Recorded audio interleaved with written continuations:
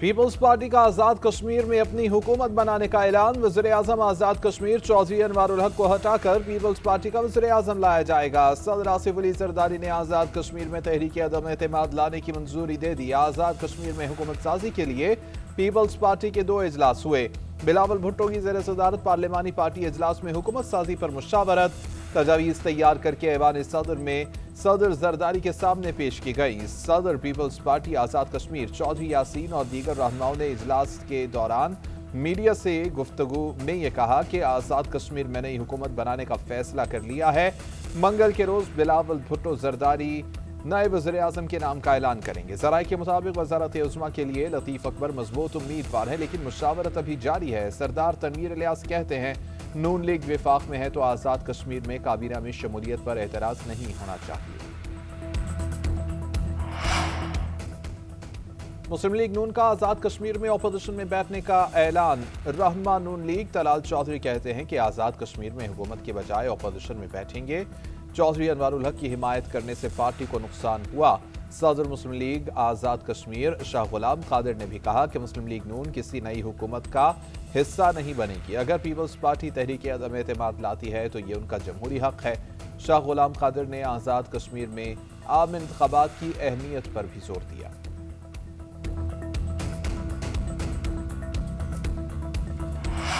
پاکستان اور افغانستان کے درمیان استنبول میں مذاکرات کا دوسرا دور۔ ذرائع کے مطابق پاکستان اور افغان طالبان کا جنگ بندی برقرار رکھنے پر اتفاق۔ پاکستان نے افغان سرزمین پر موجود دہشت گردوں کی پناہ گاہوں کے شواہد دے دیے۔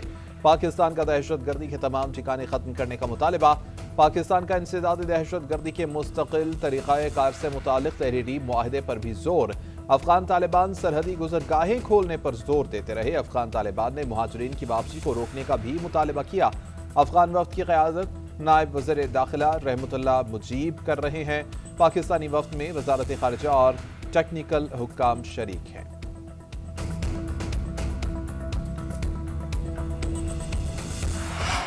اگر معاملات طے نہ ہوئے تو افغان طالبان رجیم اور ہماری کھلی جنگ ہے۔ وزیر دفاع کا اعلان۔ سیالکوٹ میں میڈیا سے گفتگو کرتے ہوئے خواجہ آصف نے کہا کہ افغان بھارتی پراکسی کے طور پر ہمارے خلاف کام کر رہے ہیں۔ آپشنز موجود ہیں۔ ہم نے 40 سال افغان مہاجرین کے مہمان نوازی کی ہے۔ ان کی 3-4 نسلیں یہاں جوان ہو گئی ہیں۔ دوحہ میں جن سے مذاکرات کر رہے تھے وہ سب پاکستان میں ہی جوان ہوئے۔ سمجھ نہیں آتا کہ جس ملک نے اتنی مہمان نوازی کی اس کے خلاف دہشت گردی کی حمایت کریں۔ اس سے زیادہ دکھ کی بات نہیں ہو سکتی کہ وہ ہم مذہب اور ہم نسل بھی ہوں۔ قطر میں بات چیت کے دوران اندازہ ہوا کہ وہ ہم چاہتے ہیں کہ ان شرائط پر ہم چاہتے ہیں۔ یہ کچھ قطر میں واضح ہوا، کچھ آج کی بات چیت میں واضح ہو جائے گا۔ ان کی شرائط ہمارے مفاد میں ہوئی تو معاہدہ ضرور ہو جائے گا۔ ایک ساتھ رہنے کا ایجنڈا طے ہونا چاہیے۔ باہمی اخوت اور بھائی چارے کے ساتھ ہمسایوں کی طرح رہ لیں۔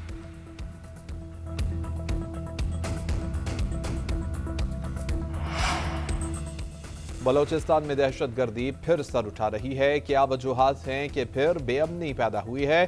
اس مسئلے پر سوچیں۔ گزشتہ دہائیوں میں بلوچستان کو نظر انداز کرنے پر خود احتسابی کریں۔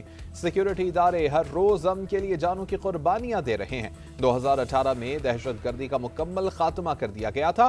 بلوچ رہنماؤں نے رضاکارانہ طور پر پاکستان کے ساتھ الحاق کا تاریخی فیصلہ کیا۔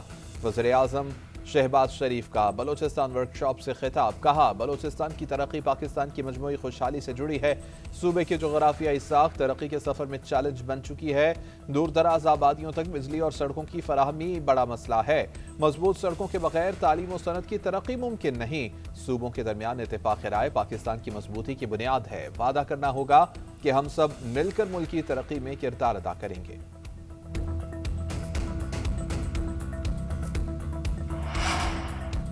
فیلڈ مارشل سید آصف منیر کی مصر کے صدر عبد الفتاح السیسی سے قاہرہ میں ملاقات۔ ISPR کے مطابق فیلڈ مارشل نے علاقائی امن و سلامتی کے لیے مصری قیادت کے کردار کو سراہا۔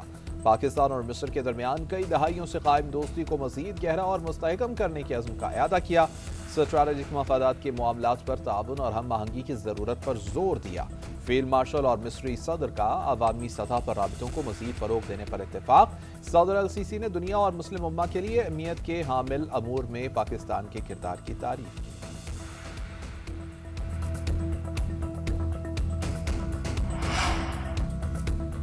تحریک انصاف کا کے پی اسمبلی میں ہم جرگہ بلانے کا فیصلہ، سابق وزراء اعلیٰ، گورنرز، جرگہ مشیران، سول سوسائٹی اور اہم شخصیات کو دعوت دی جائے گی۔ دہشت گردی کے خاتمے اور پائیدار امن کے لیے حکمت عملی پر مشاورت کی جائے گی۔ تحریک انصاف کے اجلاس میں فیصلہ، اجلاس میں بیرسٹر گوہر، سہیل آفریدی، جنید اکبر اور اسد قیصر اور دیگر کی شرکت۔ اجلاس میں صوبے میں امن و امان کی صورتحال پر غور، سہیل آفریدی نے کہا کہ جرگہ صرف اور صرف امن کے لیے ہوگا، تمام سیاسی جماعتوں کے رہنماؤں کو شرکت کی دعوت دی گئی ہے۔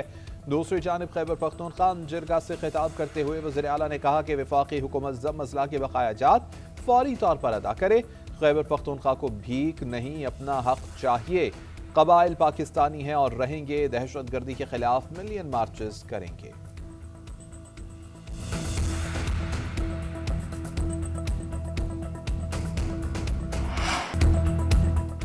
پاکستان اور برطانیہ کے درمیان براہ راست پروازوں کا آغاز، پہلی پرواز اسلام آباد ایئرپورٹ سے مانچسٹر کے لیے روانہ ہوئی۔ مانچسٹر سے پرواز شام 7 بجے روانہ ہو گئی، آج صبح 7 بجے اسلام آباد آئے گی۔ اسلام آباد ایئرپورٹ پر پروقار تقریب کا انعقاد، وزیر ہوا بازی خواجہ آصف اور برطانوی ہائی کمشنر نے فلائٹ آپریشن کا افتتاح کیا۔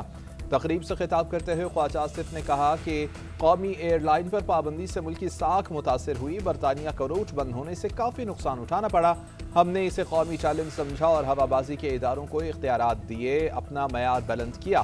ایئر لائن دوبارہ کھویا ہوا مقام حاصل کر رہی ہے۔ جین میریٹ کی قومی ایئر لائن کو مبارکباد، کہا کہ لمبے عرصے کے بعد پی آئی اے برطانوی فضاؤں میں اڑان بھرے گی، پرواز کو برطانیہ میں خوش آمدید کہتے ہیں۔ وزیر اعظم شہباز شریف کی قوم کو مبارکباد اور اداروں کی کاوشوں کو سراہا، کہا پاکستان کا پوری دنیا میں تشخص بحال ہو رہا ہے، پاکستان کے ہر ادارے میں اصلاحات سے بہتری کا سفر تیزی سے جاری ہے۔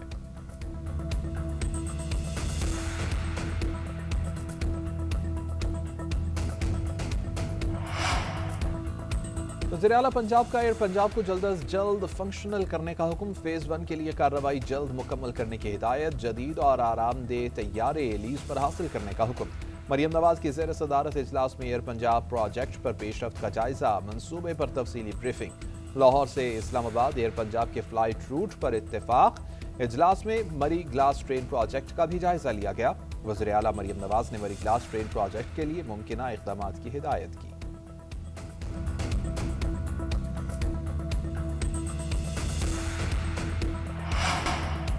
وفاقی وزیر داخلہ محسن نقوی سے پولینڈ کے نائب وزیر داخلہ میچے جیسٹرک کی ملاقات، دونوں ممالک کے مابین دو طرفہ تعلقات سمیت باہمی دلچسپی کے امور پر تبادلہ خیال، غیر قانونی امیگریشن کو روکنے، بارڈر سیکیورٹی اور دیگر شعبوں میں تعاون بڑھانے پر اتفاق۔ محسن نقوی نے کہا غیر قانونی امیگریشن پاکستان کے لیے بھی انتہائی حساس مسئلہ ہے، ملوث مافیا کے خلاف بھرپور کریک ڈاؤن کیا جا رہا ہے۔ پولش مہمان نے محسن نقوی اور طلال چودھری کو پولینڈ کے دورے کی دعوت دی۔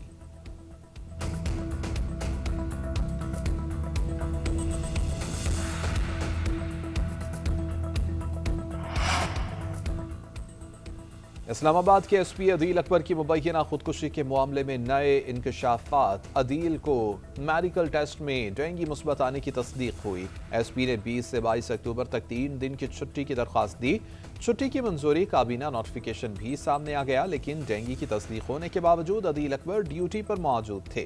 پولیس کی جانب سے مبینہ نوٹیفیکیشن کی تصدیق یا تردید نہیں ہو سکی۔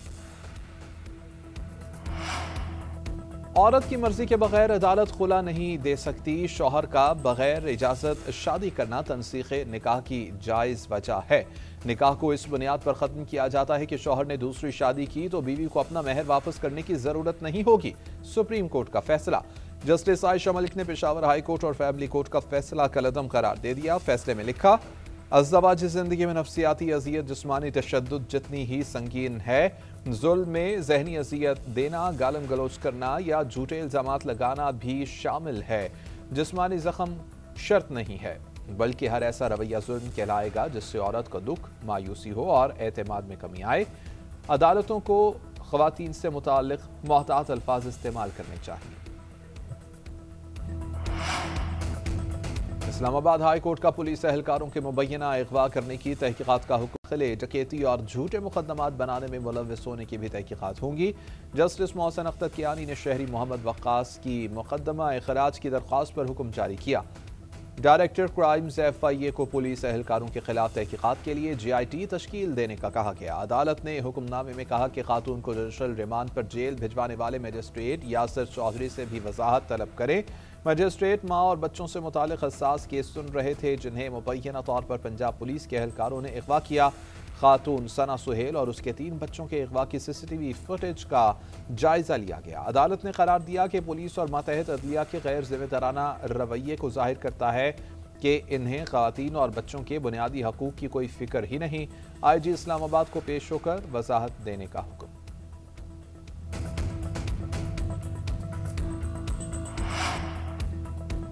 امریکی صدر کا شمالی کوریا کے رہنما کم جونگ ان سے ملاقات کی خواہش کا اظہار۔ دورہ ملائیشیا روانگی سے قبل ٹرمپ نے کہا، میں کم جونگ ان سے اچھی طرح واقف ہوں، ہمارے ایک دوسرے کے ساتھ اچھے تعلقات ہیں۔